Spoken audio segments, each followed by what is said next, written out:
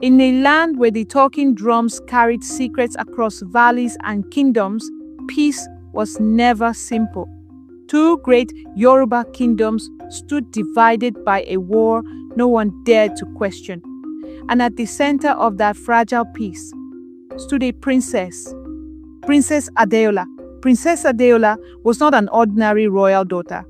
She was strong-willed, intelligent, and raised with the discipline of a future ruler.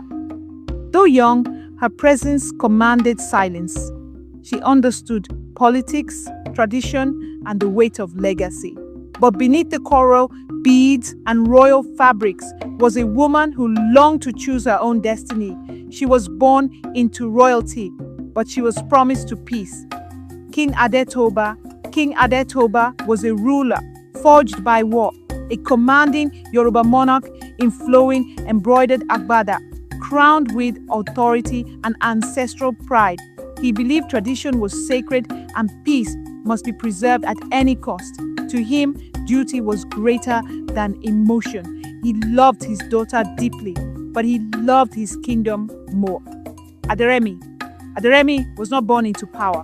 He was a historian, quiet, observant, and relentless in his search for truth. Ink stained his fingers more often than gold adorned his wrists. He came from the rival kingdom, and he believed history should never be buried. When he looked at Adeola, he did not see a political symbol. He saw a woman questioning her cage. Prince Akinwale. Prince Akinwale was everything a kingdom desired. Tall, confident, noble in posture, trained in diplomacy and warfare. His smile was charming, but ambition burned quietly behind his eyes. To him, marrying Adeola was more than tradition. It was power, and he would not let that power slip away. For 20 years, the two kingdoms lived under uneasy peace. That peace was sealed with a promise. Princess Adeola would marry Prince Akinwale when the time came, a union not of love, but of diplomacy. The palace prepared for celebration.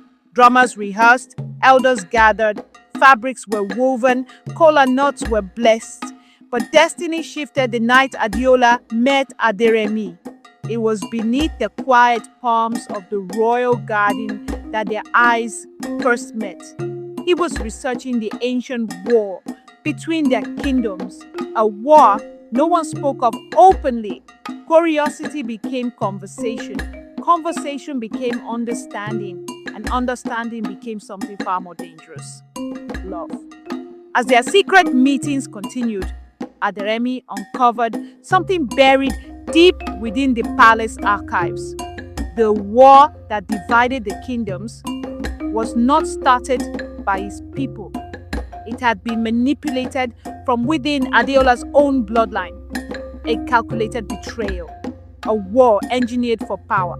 The coming marriage was not about unity, it was about guilt. The morning of the wedding arrived with golden light stretching across the palace square. The talking drums began to beat. The crowd gathered in bright aso-oke and flowing agbada. Prince Akinwale stood proud. King Adetoba watched with expectation. But when Princess Adeola stepped forward, it was not submission in her eyes, it was truth. And truth has the power to shake kingdoms.